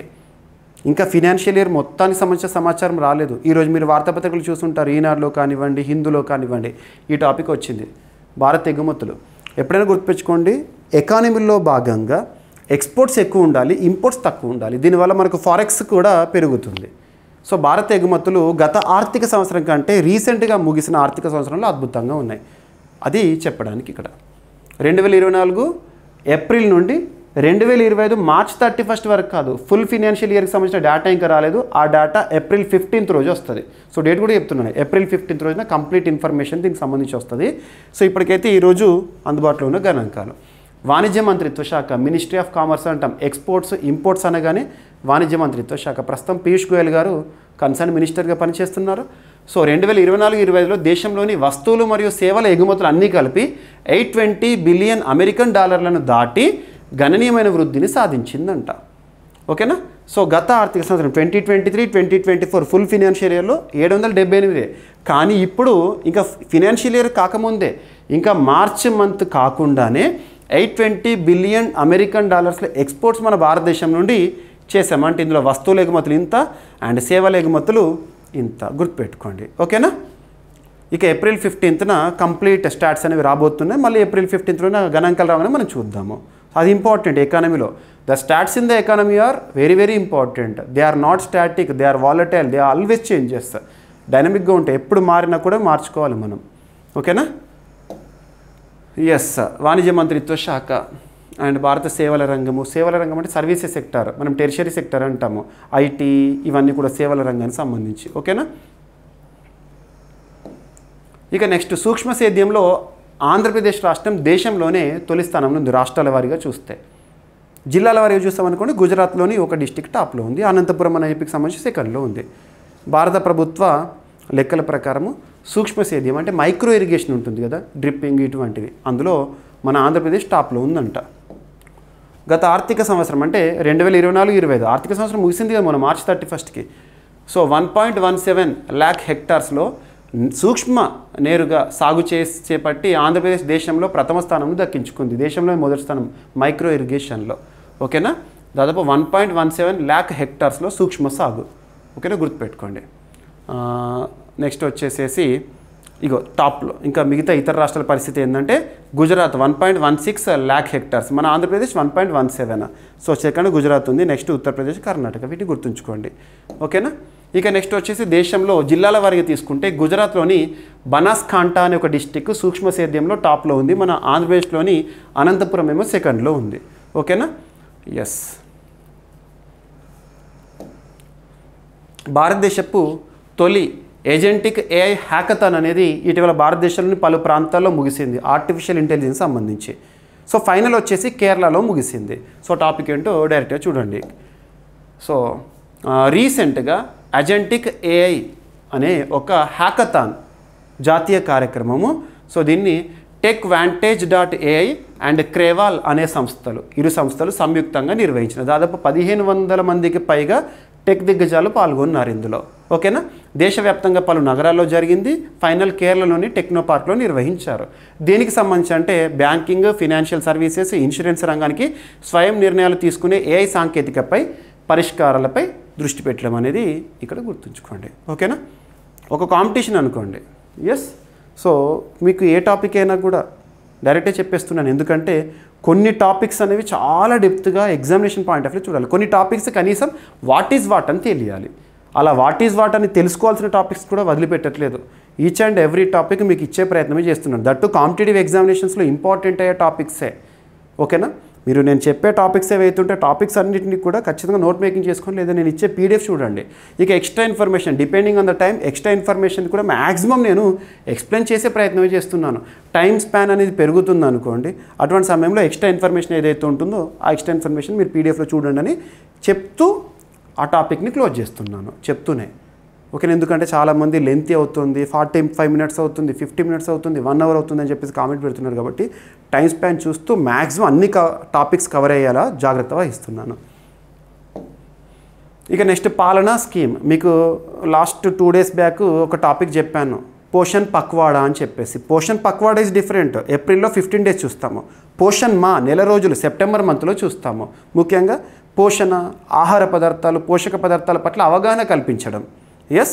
సో అందులో భాగంగా పాలనా స్కీమ్ అనేది రీసెంట్గా వార్తల్లోకి వచ్చింది, మహిళా శిశు అభివృద్ధి మంత్రిత్వ శాఖ పరిధిలో. సో ఈ పాలనా స్కీమ్ ఏంటంటే స్లీపింగ్ ఫెసిలిటీని ప్రొవైడ్ చేయడం సర్వీసెస్. ఇందులో భాగంగా early stimulation for children below 3 years of age and pre school education for children between the ages of 3 to 6 years. So examination point of view అడగవచ్చు, పాలనా స్కీమ్ అనేది ఇటీవల వార్తల్లోకి వచ్చింది. ఎందులో భాగంగా అంటే మిషన్ శక్తి కింద వార్తల్లోకి వచ్చింది, పోషన్ పక్వాడా ఈ అవేర్నెస్ ప్రోగ్రాంలో భాగంగా. ఓకేనా? 2025 పోషన్ పక్వాడా సందర్భంగా తొలి 1000 రోజుల్లో పోషణపై కేంద్రం దృష్టి సారించింది. ఇందులో భాగంగా పాలనా అనే స్కీమ్కు ప్రాధాన్యతగా ముందుకు తీసుకొచ్చింది. ఓకేనా? ఇది కేంద్ర ప్రాయోజిత పథకం. 6 నెలల నుంచి 6 సంవత్సరాల వయసు గల పిల్లల కోసం నాణ్యమైన క్రెచ్ అంటే డే సర్వీసెస్ ఉంటాయి కదా, వాటిని ప్రొవైడ్ చేయడం క్రెచ్ సర్వీసెస్. పాలనా స్కీమ్ యొక్క ఉద్దేశం ఏంటంటే creche services. So day care activities, పుట్టిన బిడ్డ ఉంటుంది కదా వాళ్ళకి సంబంధించి. ఓకేనా? మొదటి 1000 రోజులు అనేది ఇంపార్టెంట్ పోషణకు సంబంధించి. ఓకేనా? ఎస్. సో దీనికి ఫండింగ్ ఎలా ఉంటుంది, నిధుల పంపకాలు. అన్ని రాష్ట్రాల్లో అయితే 60-40, కేంద్రం 60, రాష్ట్రం 40. మిగతా ఈశాన్య రాష్ట్రాలు ప్రత్యేక రాష్ట్రాలు అయితే 90-40. ఎస్. నెక్స్ట్ మిషన్ శక్తి అంటే ఏంటంటే మహిళల సాధికారత కోసం ప్రారంభించిన కేంద్ర ప్రభుత్వ కార్యక్రమము. సామర్థ్య మిషన్ శక్తి కింద శిశు సంరక్షణ సంక్షేమంపై దృష్టి పెట్టే కార్యక్రమం. క్రెచ్ అంటే ఏంటంటే చిన్నపిల్లల కోసం పనివేళల్లో శ్రద్ధ తీసుకునే కేంద్రము. పోషణ్ పక్వాడా ప్రతి సంవత్సరం ఏప్రిల్లో జరుపుకునే పోషణపై అవగాహన కార్యక్రమం. పోషణ్ మా అంటే సెప్టెంబర్లో జరుగుతుంది. ఓకేనా, ఇది ఆల్రెడీ మీకు చెప్పాను, మొన్న ఏప్రిల్ 8 రోజునే చెప్పాను. నెక్స్ట్ వచ్చేసేసి ఒక సబ్ స్కీమ్కి ఇటీవల కేంద్ర క్యాబినెట్ ఆమోదం తెలిపింది. సబ్ స్కీమ్ లోపల భాగంగా ఇక్కడ దేనికి సంబంధించి అంటే ప్రధానమంత్రి కృషి సంచాయి యోజనలో భాగంగా ప్రధానమంత్రి కృషి సంచాయి యోజన పథకంలో భాగంగా ఒక సబ్ స్కీమ్కి ఆమోదం. ఏంటో సబ్ స్కీమ్ అంటే modernisation of command area development and water management. ఈ స్కీమ్కి 2025-26 ఆర్థిక సంవత్సరం కోసం కేంద్ర క్యాబినెట్ ఆమోదం తెలిపింది. ఇందుకోసం మొత్తం వ్యయము 1600 కోట్ల రూపాయలను కేటాయించింది. గుర్తుపెట్టుకోండి, సరిపోతుంది. ఓకేనా. కాలువలు ఇతర వనరుల నుండి నీటిని రైతుల పొలాల దాకా ప్రెషరైజ్డ్ పైప్ లైన్లతో సరఫరా చేయడం అనేది దీనికి సంబంధించి ఉద్దేశం. ఎస్. ఇక ప్రధానమంత్రి కృషి సించాయి యోజన ఎప్పుడు ప్రారంభమైందంటే 2015లో ప్రారంభమైంది. దాని యొక్క థీమ్ ఏంటి? హర్కేత్ కో పానీ. హర్కేత్ కో పానీ అంటే ప్రతి పంట భూమికి నీళ్లు ఇవ్వడం అన్నట్టు. గుర్తుపెట్టుకోండి, ఇటువంటివి ఇంపార్టెంట్. మనం ఎగ్జామినేషన్ పాయింట్ ఆఫ్ వ్యూలో ఖచ్చితంగా చూడాల్సిందే. అండ్ వార్తలు నిలిచిన పథకాలు ఇంపార్టెంట్. కొత్తగా ప్రారంభించిన పథకాలే కానివ్వండి, ఆల్రెడీ అమలవుతున్న పథకాల్లో మార్పులు వచ్చినా కూడా ఇంపార్టెంటే. ఇట్లా మీకు పిఎం కుసుమ్ ఫుల్ ఫామ్ ఏంటి ఇలాంటివి అడుగుతారు. ఓకేనా. ఏది టాపిక్ వార్తల్లో ఉన్నా కూడా మీకు మ్యాక్సిమం కవర్ చేస్తున్నాయి. ఇలాంటి టాపిక్స్ ప్రెస్ ఇన్ఫర్మేషన్ బ్యూరోలో మీకు కవర్ అవుతాయి. మీకు పిఐబి వెబ్సైట్ నుండి డే టు డే ప్రతిరోజు కూడా డేటా కలెక్ట్ చేస్తూ మీకు చెప్పేస్తున్నాను. పిఐబి వెబ్సైట్ మళ్ళీ మీరు సపరేట్గా చూడాల్సిన అవసరం లేదు, మ్యాక్సిమం మీకు కవర్ చేసేస్తున్నాను. ఓకేనా. ఇక 1 హెక్టార్ అంటే ఎంత, ఇవి కూడా బేసిక్ పాయింట్స్ కూడా ఇస్తున్నాను అదే సమాచారంలో. 1 hectare is equal to 2.47 acres. ఇక నెక్స్ట్ ఒక ఒప్పందం అనేది వార్తల్లోకి వచ్చింది. కోరమాండల్ అండ్ మాదన్ అమ్మోనియా సరఫరా ఒప్పందం అనేది వార్తల్లోకి వచ్చింది. కోరమాండల్ సంస్థకి మాదల్కి దేనికి సంబంధించి అమ్మోనియా సరఫరా విషయంలో కుదిరిన ఒప్పందము. కోరమాండల్ ఇంటర్నేషనల్ సంస్థ మరియు సౌదీ అరేబియాకు చెందిన మాదన్ కంపెనీతో కలిసి అమ్మోనియా సరఫరా ఒప్పందం అనేది కుదిరింది. ఓకేనా. డిఏపి అండ్ ఎన్పికే ఎరువులకు నిరవధిక సరఫరా లక్ష్యమే ఈ ఒప్పందంలో భాగంగా. ఇక కోరమాండల్ ఇంటర్నేషనల్ అనేది భారతదేశంలో ఒక ఎరువుల సంస్థ. మాదన్ అనేది సౌదీ అరేబియాకి సంబంధించింది. డిఏపి అంటే డయామోనియం ఫాస్ఫేట్, ప్రముఖ నత్రజని భాస్వర ఎరువు ఇది. ఓకేనా. సౌదీ అరేబియా రాజధాని, ఎందుకంటే ఇక్కడ సౌదీ అరేబియాకి సంబంధించిన కంపెనీ కదా. రాజధాని వచ్చేసి రియాద్, కరెన్సీ వచ్చేసి సౌదీ రియాల్. సో వార్తల్లోకి వచ్చింది కాబట్టి దానికి సంబంధించిన బేసిక్. ఇక స్పోర్ట్స్కి సంబంధించి ఇంపార్టెన్స్ ఇవ్వండి. క్రీడలకు సంబంధించి ఏ పోటీ పరీక్ష అయినా కూడా క్వశ్చన్స్ వచ్చే అవకాశాలు ఉన్నాయి. రీసెంట్గా అబ్జర్వ్ చేస్తే మనకు క్రికెట్ పైన క్వశ్చన్స్ అడుగుతున్నారు. వరల్డ్ టెస్ట్ ఛాంపియన్షిప్ గురించి కానివ్వండి, రీసెంట్గా ముగిసిన ఐసీసీ ఛాంపియన్స్ ట్రోఫీ గురించి కానివ్వండి, ఇలాంటివి. ఈరోజు మార్నింగ్ మీరు అబ్జర్వ్ చేస్తే ఏప్రిల్ 10th 2025 రేపటి రోజు మీకు పేపర్లో వస్తుంది. సో ఏమి ఇచ్చారు? ఇంటర్నేషనల్ ఒలింపిక్ కమిటీ వారు T20 క్రికెట్కి అనుమతిని ఇచ్చారు. అంటే మనం 2028 ఒలింపిక్స్ ఉంటాయి కదా, 2028 ఎక్కడ జరుగుతాయి? Loss Angeles. 2028 ఒలింపిక్స్ ఏమో లాస్ ఏంజలీస్, 2032 ఒలింపిక్స్ ఏమో బ్రిస్బేన్లో జరగబోతున్నాయి. 2036 కోసం మన ఇండియా బిడ్ వేశారు, ఇంకా ఫైనల్ కాలేదు. సో 2028 లాస్ ఏంజలీస్లో జరిగే విశ్వ క్రీడల్లో క్రికెట్కి స్థానం ఇచ్చారంట అఫీషియల్గా. క్రికెట్ దాదాపు 128 ఏళ్ల తర్వాత క్రికెట్కు మళ్ళీ ఒలింపిక్ అనేది చూస్తున్నాం. ఒలింపిక్స్లో క్రికెట్ విభాగాన్ని చూస్తున్నాం 128 ఏళ్ల తర్వాత. అది కూడా ఇప్పుడు 2020 6 జట్లు తలపడతాయి అంట. 6 వాటి క్వాలిఫైయింగ్ ఆధారంగా తీసుకుంటారు అన్నట్టు. సో ఈరోజు మనం చూసాము. అండ్ ఇంటర్నేషనల్ ఒలింపిక్ కమిటీకి సంబంధించి రీసెంట్గా ఒక మోస్ట్ ఇంపార్టెంట్ అప్డేట్ అనేది వచ్చింది. ఇంటర్నేషనల్ ఒలింపిక్ కమిటీ చరిత్రలోనే మొట్టమొదటి మహిళా అధ్యక్షురాలు వచ్చారు, క్రిస్టీ కోవెట్రియో చెప్పేసి. జింబాబ్వేకి సంబంధించిన మాజీ క్రీడాకారిణి, విశ్వ క్రీడల్లో 2 సార్లు స్వర్ణ పథకాన్ని గెలిచిన వారు క్రిస్టీ గారు ఇప్పుడు చీఫ్గా ఉన్నారు. సో ఇటువంటి మనకు లింక్ కావాలి టాపిక్ చదివేటప్పుడే. ఓకేనా. సో లాస్ ఏంజలీస్లో జరగనున్న 2028 ఒలింపిక్స్లో T20 ఫార్మాట్ క్రికెట్ పోటీలు జరగనున్నాయి. 128 ఏళ్ల విరామం తర్వాత ఒలింపిక్ గేమ్స్లో క్రికెట్ని చూడబోతున్నాం. 6 పురుషుల జట్లు 6 మహిళల జట్లు పోటీలో పాల్గొంటాయంట. ఒక్కో జట్టులో 15 మంది క్రీడాకారులు ఉంటారు. ఓకేనా. చూడండి, 1900 ప్యారిస్ ఒలింపిక్స్లో చివరిసారిగా క్రికెట్ ఆడారు. మళ్ళీ 2028 లాస్ ఏంజలీస్లో జరిగే దాంట్లో చూస్తాము. ఇక 2028 ఒలింపిక్స్ లాస్ ఏంజలీస్ విశ్వ క్రీడలు ఇంపార్టెంట్. లాస్ట్ 2024 ఏమో ప్యారిస్లో జరిగినాయి. ప్యారిస్ ఒలింపిక్స్ అని చెప్పేసి మీకు స్పెషల్ వీడియో కూడా ఇచ్చాను. నెక్స్ట్ అంతకుముందు 2020 ఒలింపిక్స్ హెల్డ్ ఇన్ 2021 టోక్యో. ఇవి చూడాలి ఎవ్రీ 4 ఇయర్స్కి ఒకసారి కాబట్టి. ఓకేనా? ఎస్. నెక్స్ట్ తెలంగాణకు సంబంధించి రాష్ట్రీయ అంశాలు. ఈరోజు తెలంగాణకు సంబంధించి ఒక అంశం వార్తల్లోకి వచ్చింది. అదేంటంటే గోద్రేజ్ క్యాపిటల్తో తెలంగాణ రాష్ట్ర ప్రభుత్వం కుదుర్చుకున్న ఒప్పందం రాష్ట్రంలో మైక్రో స్మాల్ మీడియం ఎంటర్ప్రైజెస్ సాధికారతలో భాగంగా. ఓకేనా? సో తెలంగాణ ప్రభుత్వం గోద్రేజ్ క్యాపిటల్ మధ్య ఎంఎస్ఎంఈ యూనిట్లకు రుణ సదుపాయాలను విస్తరించేందుకు ఒప్పందం కుదిరింది. MSME micro small medium enterprises మనం అబ్జర్వ్ చేస్తే ఎంఎస్ఎంఈ యాక్ట్ ఆధారంగా ఎంఎస్ఎంఈస్ పనిచేస్తున్నాయి. 2006 ఎంఎస్ఎంఈ డెవలప్మెంట్ యాక్ట్ 2006. ఎంఎస్ఎంఈకి సంబంధించిన మోస్ట్ అప్డేట్ని మనం ఒకటి చూసాము. ఏప్రిల్ 2025 నుండి ఏప్రిల్ 1 2025 అంటే ఈ ఆర్థిక సంవత్సరం ప్రారంభం నుంచి ఎంఎస్ఎంఈ న్యూ క్లాసిఫికేషన్ కూడా అమల్లోకి వచ్చింది. న్యూ క్లాసిఫికేషన్ ఇన్వెస్ట్మెంట్ ఏమో గతంతో పోలిస్తే 2.5 రెట్లు పెంచారు. టర్నోవర్ వచ్చేసి 2 times పెంచారు. అది ఎంత అని అడుగుతారు. మీకు ప్రత్యేకంగా డిస్కస్ కూడా చేసాం మనం ఏప్రిల్లో. ఓకేనా? ఈ ఒప్పందం ద్వారా రాష్ట్రంలోని చిన్న మధ్యతరహా పరిశ్రమకు సులభ రుణ సేవలు అందుబాటులోకి రానున్నాయంట, మైక్రో స్మాల్ మీడియం ఎంటర్ప్రైజెస్ని డెవలప్ చేయడానికి. ఇక వార్తలు నిలిచిన ఒక పుస్తకము, ప్రముఖ వ్యక్తి రాసిన పుస్తకము. పుస్తకాల గురించి చదివేటప్పుడు, బుక్స్ అండ్ ఆథర్స్ గురించి చదివేటప్పుడు ఆ బుక్ కవర్ పేజ్ చూడాల్సిందే. ఆ కవర్ పేజ్ పైన ఏ లాంగ్వేజ్లో ఉంటే అదే లాంగ్వేజ్లో గుర్తుపెట్టుకోవాలి, ట్రాన్స్లేషన్ చేయకండి. నిన్నటి క్లాస్లో మనం హార్ట్ ల్యాంప్ అని చూసాము. ఓకేనా? బుక్కర్ ప్రైజ్కి ఎంపికైన మొట్టమొదటి కన్నడ బుక్ అని. ఈరోజు ఒక ప్రముఖ పుస్తకం బెస్ట్ సెల్లర్ బుక్గా వార్తల్లోకి వచ్చింది. Careless people, a cautionary tale of power, greed and lost idealism అనే ఒక పుస్తకాన్ని ఎవరు రాశారు? ఇది ఒక మెమర్ అంటే ఆత్మకథ, జ్ఞాపకం. తన జ్ఞాపకాన్ని పుస్తక రూపంలో తీసుకొచ్చారు, తనే ఆథర్. సో తన పేరు వచ్చేసి సారా విలియమ్స్ గారు రాసిన పుస్తకం. మెటాకి సంబంధించి తనకున్న అనుభవం ఏంటి, ఆ అనుభవాలన్నింటినీ కూడా పుస్తక రూపంలో తీసుకువచ్చారు. మెటా అంటే ఫేస్బుక్, వాట్సాప్ ఉంటాయి కదా, అవి. Mark Zuckerberg. ఎస్. సో ఈరోజు ప్రశ్న ప్రతి ఒక్కరి నుండి కూడా సమాధానాన్ని కామెంట్ బాక్స్లో ఎక్స్పెక్ట్ చేస్తున్నాను.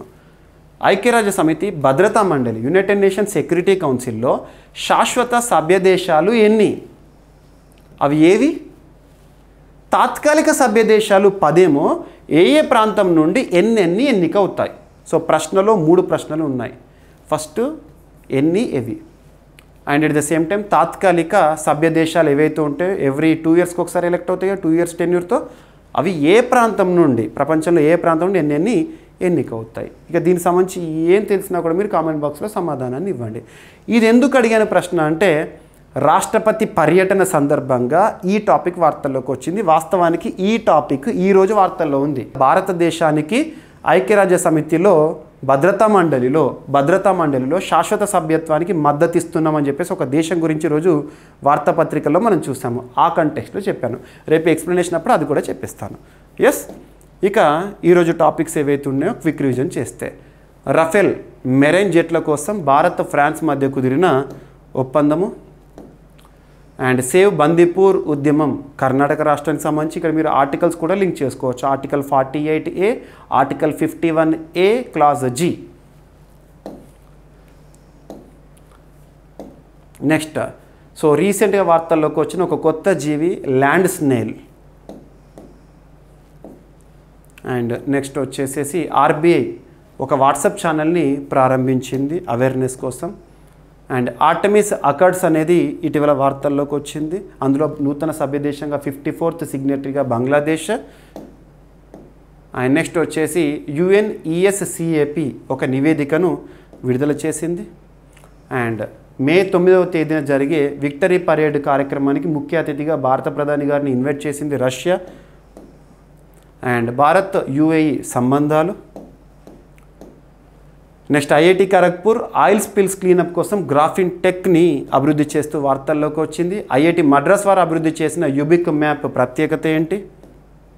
నెక్స్ట్ కాంపాక్ట్ AI అందులో కొత్త అధ్యాయం, ఇటీవల జీరో ల్యాబ్స్తో కుదిరిన ఒప్పందము. అండ్ ప్రపంచంలో మొట్టమొదటిసారి వ్యంధ్యత్వానికి పరిష్కారం వెతుకుతూ స్టెమ్ సెల్ థెరపీలో ఒక రివల్యూషన్గా చెప్పవచ్చు అమెరికా. 2024-25లో భారత్ ఎగుమతులు $820 బిలియన్ మించినాయి.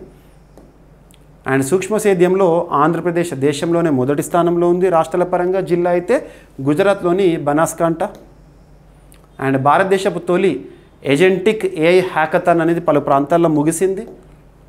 నెక్స్ట్ పాలనా స్కీమ్ అనేది మిషన్ శక్తి కింద ఇటీవల వార్తల్లోకి వచ్చింది. అండ్ ఇటీవల ప్రధానమంత్రి కృషి సించాయి యోజనలో భాగంగా ఒక సబ్ స్కీము ఆమోదం. అండ్ కోరమండల్ మాదన్ మధ్య కుదిరిన ఒప్పందం, అమ్మోనియా సరఫరా కోసం కుదిరిన ఒప్పందము. అండ్ విశ్వ క్రీడల్లో మరొకసారి క్రికెట్ని చూడబోతున్నాము 2028 లాస్ ఏంజలీస్లో. అండ్ గోద్రేజ్ క్యాపిటల్తో తెలంగాణ ప్రభుత్వం కుదుర్చుకున్న ఒప్పందము ఎంఎస్ఎంఈ ఎంపవర్మెంట్ కోసము. కేర్లెస్ పీపుల్ అనే ఒక పుస్తకం సారా విలియమ్స్కి సంబంధించి. అండ్ ప్రశ్న, ఐక్యరాజ్య సమితి భద్రతా మండలిలో శాశ్వత సభ్య దేశాలు ఎన్ని, అవి ఏవి, తాత్కాలిక సభ్య దేశాలు 10, ఏ ప్రాంతం నుండి ఎన్ని ఎన్నికవుతాయని ప్రశ్న. సో వీడియోని ప్రతి ఒక్కరు కూడా పూర్తిగా చూసి నచ్చితే లైక్ చేయండి.